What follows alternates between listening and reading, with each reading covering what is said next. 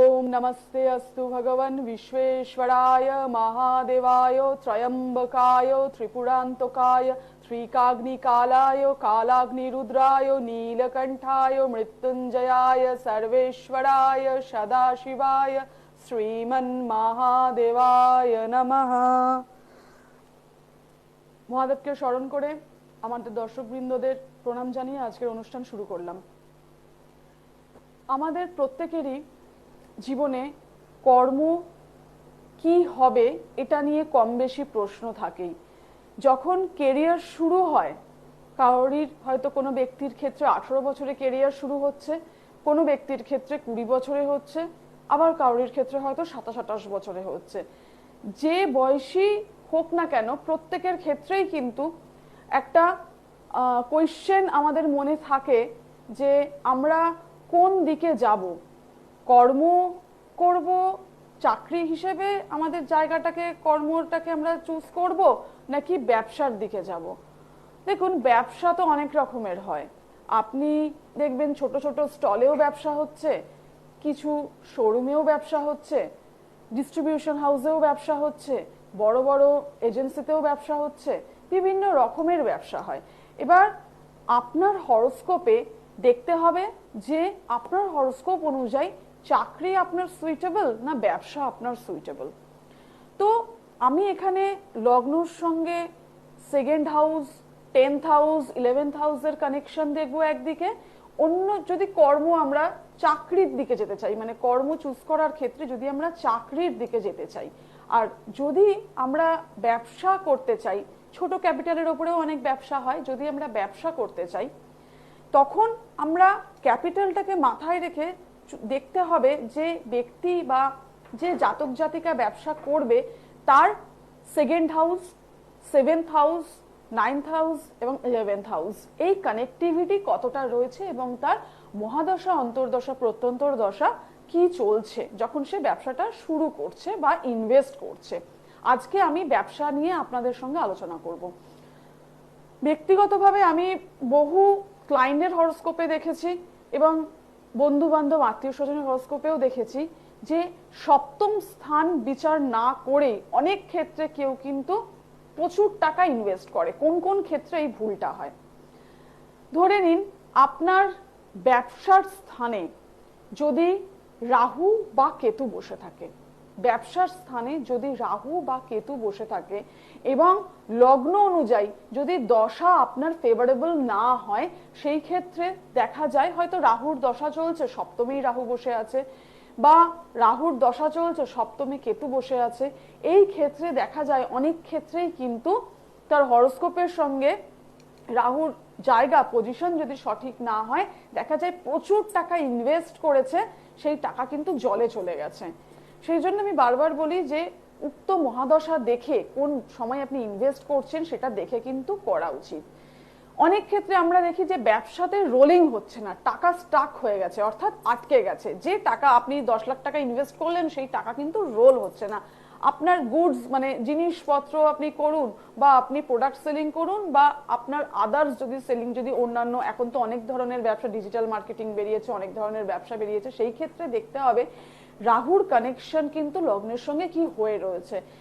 একটা কথা বলে রাখি যে রাহু যদি সপ্তম স্থানে থাকে সেক্ষেত্রে কিন্তু আপনাকে অবশ্যই দেখতে হবে সপ্তমপতি অর্থাৎ ডিসপোজিটরের পজিশন কোন জায়গায় হয়ে রয়েছে। লগ্ন সাপেক্ষে সেটা শত্রুস্থানে বসে রয়েছে না মিত্রস্থানে বসে রয়েছে, কোন নক্ষত্রের আন্ডারে বসে রয়েছে।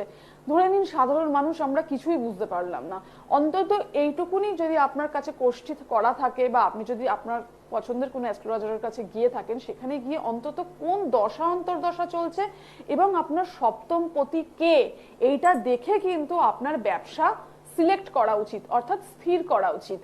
আদারওয়াইজ কিন্তু আপনার ছোট ক্যাপিটাল হোক বা বড় ক্যাপিটাল হোক, সেটা কিন্তু নষ্টের জায়গায় আমি যেতে বহু মানুষকে দেখেছি। এবার আসি যে কোনো কোনো ক্ষেত্রে দেখা যায় যে সপ্তমে রাহুও নেই, কেতু, তো আর কোথায় কোথায় সমস্যা হতে পারে।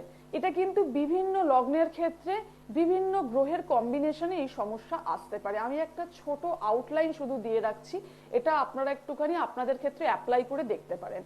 প্রথম হচ্ছে যে মেষ লগ্নের ক্ষেত্রে শনি হচ্ছে বাধকপতি। তো এই বাধকপতি যদি সপ্তমে বসে থাকে, সপ্তম থেকে আমরা ব্যবসা দেখি, তো এই ব্যবসার স্থানে যদি শনি বসে থাকে তাহলে কিন্তু ব্যবসায় শনি প্রথমত হচ্ছে বাধক, অর্থাৎ বাধা দান করবে, মানে স্লো ডাউন হবে, আপনার ব্যবসার গ্রোথ কিন্তু স্লো ডাউন হবে। আপনি কাজ করবেন, আপনি ডিল করবেন, সবটাই কিন্তু স্লো মুভিং হয়ে যাবে। এবং যথেষ্ট পরিমাণে দশা, বারবার করে বলছি, দশা যদি সেক্ষেত্রে রাহুর হয় বা দশা যদি মার্কারির হয় সেক্ষেত্রে কিন্তু দেখতে হবে, কারণ মেষ লগ্নের ক্ষেত্রে মার্কারি কিন্তু তৃতীয়পতি এবং ষষ্ঠপতি, সেই ক্ষেত্রে কিন্তু আপনারা যদি ঝট করে বড় টাকা ইনভেস্ট করে ফেলেন এবং মার্কারি যদি ডেবিলিটেশনে থাকে সেক্ষেত্রে কিন্তু আরো বেশি সমস্যা বাড়বে, ছোট্ট তিল কিন্তু তালে পরিণত হবে। সেই জন্য ব্যবসায় টাকা ইনভেস্ট করার আগে অবশ্যই কিন্তু নিজের কোষ্ঠীটা অর্থাৎ আপনার জন্মপত্রে কিন্তু ভালো করে যাচ করে নিয়ে তারপরেই কিন্তু ব্যবসায় ইনভেস্ট করবেন। ধরে নিন এবার আমি আসলাম বৃষ লগ্নের ক্ষেত্রে। বৃষ লগ্নের ক্ষেত্রে কিন্তু দ্বাদশপতি এবং সপ্তমপতি হচ্ছে মঙ্গল। তো এই দ্বাদশপতি বা সপ্তমপতির পজিশন যদি নিচস্থ থাকে, অর্থাৎ কর্কটে যদি মঙ্গল বসে থাকে, বা ধরে নিন কেতু হয়তো সপ্তমে বসে রয়েছে, সেক্ষেত্রে কিন্তু ব্যবসা যদি আপনি করেন হঠাৎ কিন্তু ব্যবসায় সাডেন কিন্তু লস হয়ে যাবে, ব্যবসার টাকা কিন্তু বেরিয়ে যাবে। বা ধরে নিন সপ্তমপতি দ্বাদশে গিয়েই বসে রয়েছে, ব্যবসার যে লর্ড সেই নিজের ওন হাউসে 12th হাউসে বসে রয়েছে, সেক্ষেত্রে কিন্তু ব্যবসায় লস হয়ে যাওয়ারও সম্ভাবনা থাকতে পারে। কোনো কোনো ক্ষেত্রে যদি যেহেতু সক্ষেত্রী হয়ে রয়েছে, লগ্নের যদি পাওয়ার থাকে, দ্বিতীয় পতির যদি পাওয়ার থাকে এবং একাদশপতি যদি সাপোর্ট করে, সেক্ষেত্রে কিন্তু এই ক্ষেত্রে দ্বাদশে মঙ্গল দ্বাদশপতি হয়ে বসার পরেও কিন্তু বিদেশের সঙ্গে কানেক্টিভিটি দিতে পারে ব্যবসার ক্ষেত্রে, সেটা কিন্তু হরোস্কোপে যাচ করে দেখে নিতে হবে। এবার কোনো কোনো ক্ষেত্রে আমরা দেখি কর্কট লগ্ন বা রাশির ক্ষেত্রে, কর্কট লগ্ন রাশির ক্ষেত্রে সপ্তমপতি শনি, অষ্টমপতিও শনি। এই সপ্তমপতি বা অষ্টমপতি অনেক চার্টে, আমি এটা প্রচুর চার্টে দেখেছি যে সপ্তমপতি এবং অষ্টমপতি শনি দশম হাউসে অর্থাৎ মেষের ঘরে, মেষ রাশিতে গিয়ে বসে রয়েছে। সেক্ষেত্রে আপনাদেরকে আমি বলবো কোনো দিনের জন্য কিন্তু আপনাদেরকে বিজনেসের থেকে একটু দূরে থাকা বেটার। আর যদি ব্যবসা করতে হয় সেক্ষেত্রে কিন্তু আপনাদের অবশ্যই আপনার জন্মচার্টে বৃহস্পতির পজিশন দেখতে হবে, নবমপতির পজিশন দেখতে হবে। আদারওয়াইজ কিন্তু এই শনি যদি নিচস্থ অবস্থায় থাকে বা পাপ কর্তৃ পাপ দৃষ্ট থাকে সেক্ষেত্রে কিন্তু কোনোভাবেই আপনাদের ব্যবসার ক্ষেত্রে আপনারা সেই লাভ করে উঠতে পারবেন না। দেখুন আমি মোটামুটি মেষ লগ্নের ক্ষেত্রে বললাম, বৃষ লগ্নের ক্ষেত্রে বললাম, কর্কটের ক্ষেত্রে বললাম, মিথুনের ক্ষেত্রে বলছি বৃহস্পতি হচ্ছে সপ্তমপতি এবং মারক এবং বাধক।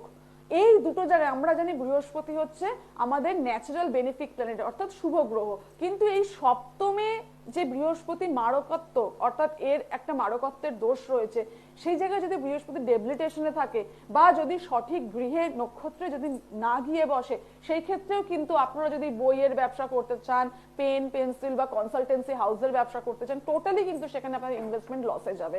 সেই জন্য আমি কয়েকটা জায়গায় আপনাদের শুধু এইটুকু বোঝাবার চেষ্টা করলাম যে অবশ্যই সপ্তমপতির পজিশন এবং রাহুকেতু গ্রহ না হওয়ার পরেও তাদের শ্যাডো প্ল্যানেট হিসেবে তারা আমাদের বৈদিক জ্যোতিষে রয়েছে, কিন্তু এদের গুরুত্ব কিন্তু অনেকাংশে অনেক বেশি। তো এদের অবস্থান কিন্তু আপনার ব্যবসা স্থির করার আগে অবশ্যই ভালো করে দেখে শুনে তারপরে করা উচিত। আমি এই ব্যবসার রিলেটেড বলছি, অনেক ক্লায়েন্টরা আসেন যাদের আমি বারবার বলতে শুনেছি যে দিদি আমার টাকা স্টাক হয়ে গেছে, আটকে গেছে। তাদের জন্য আমি বলবো যে যদি আপনারা পারেন অবশ্যই এই কাজটা, এই উপায়টা করতে পারেন। সেটা হচ্ছে আপনাদের যে ক্যাশ বাক্স রয়েছে সেখানে, অর্থাৎ যেখানে আপনারা ব্যবসা করেন সেখানে ঝুটিওয়ালা নারকোল, মানে যে নারকোলটা সম্পূর্ণরূপে কাটা থাকবে না, ঝুটি থাকবে, যেটা আমরা পুজোয় ব্যবহার করি, ঝুটিওয়ালা নারকোল, লাল বেনারসি কাপড় অর্থাৎ এক টুকরো চকচকে লাল কাপড়, তার মধ্যে ঝুটিওয়ালা নারকোল আপনারা লাল দড়ি দিয়ে বেঁধে সেইটা আপনাদের ক্যাশ বাক্সে রেখে দেবেন। প্রত্যেক পূর্ণিমাতে অবশ্যই যদি বাড়িতে আপনার বা ব্যবসার জায়গায় যদি গণেশ লক্ষ্মী থাকে, পারলে পায়ে নিবেদন করে সেটা আপনার ব্যবসা যেখানে টাকা রাখেন সেখানে রেখে দেবেন। আপনি খেয়াল করে দেখবেন প্রত্যেক পূর্ণিমাতে নারকোলটা গঙ্গা জলে নিবেদন করে দেবেন, অর্থাৎ গঙ্গা জলে দিয়ে আসবেন, ঠিক আছে? দিয়ে এসে নতুন নারকোল আবার একই রকম ভাবে গণেশের পায়ে ঠেকিয়ে ঝুটিওয়ালা নারকোল নিয়ে এসে ওই লাল যে কাপড়টি আপনার কাছে রয়েছে অক্ষত সেখানে আপনি রেখে দেবেন। এতে করে কিন্তু আপনার জল যতদিন থাকবে আপনার কিন্তু লিকুইড ক্যাশ কিন্তু আপনার কাছে অবশ্যই আসবে। এবং আর একটা খুব মোক্ষম একটা আমি আপনাকে বলে রাখছি, এইটা করে দেখবেন যদি আপনাদের পরিস্থিতি খুব খারাপ হয়, যে ব্যবসা একদম চলছে না, ছোটখাটো দোকান তাদের সমস্যা, সেই সমস্ত ভাইদের জন্য বোনেদের জন্য আমি এই কথাটা বলছি।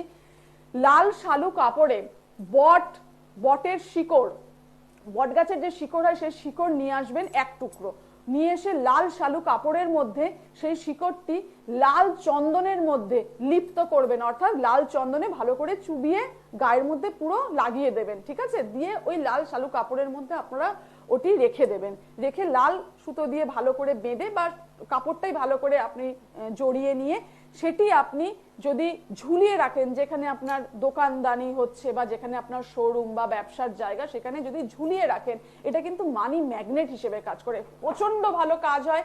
আমি অনেক ক্ষেত্রে দেখেছি, অনেকের ক্ষেত্রে দেখেছি, যখন আপনার অর্থ স্টাক হয়ে যাবে, আটকে যাবে, কোন রকম ভাবে ক্লায়েন্ট আসছে না, সেই ক্ষেত্রে কিন্তু এই বড